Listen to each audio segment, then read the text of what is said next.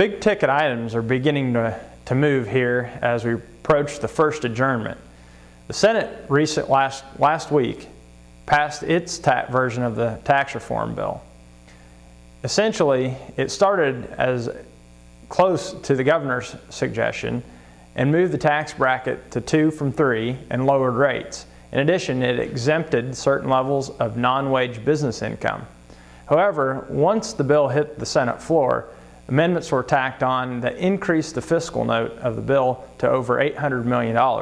That included adding back in many credits and deductions that would have helped to keep the overall rates down, as well as terminating the sales tax, which is 0.6% sales tax, which is set to expire July 1st, 2013.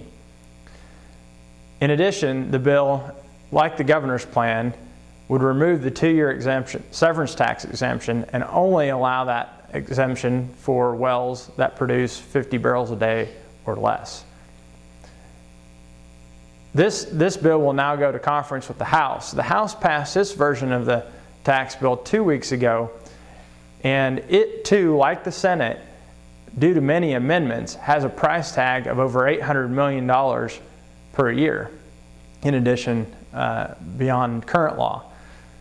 The House version, unlike the Senate, kept the 3 tax brackets and slightly lowered rates, but again put back in many credits and deductions that were originally taken out in the governor's plan.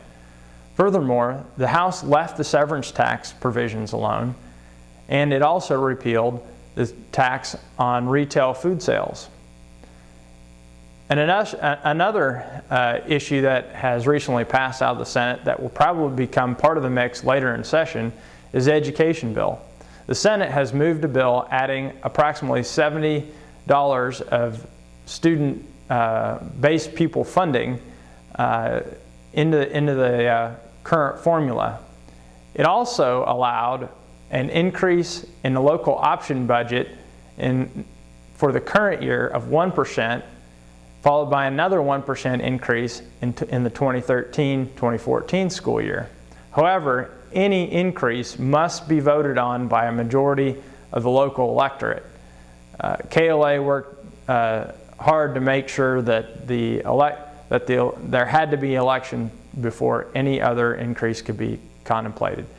Other bills that moved include the corporate farming bill, which would allow swine production units to be approved by a majority vote of county commissioners. Due to some technical differences, it will be in a conference between the House and Senate, and KLA will monitor that to make sure we get the technical amendments correct. Finally, an animal health bill has moved out of the Senate and House and will enter a conference.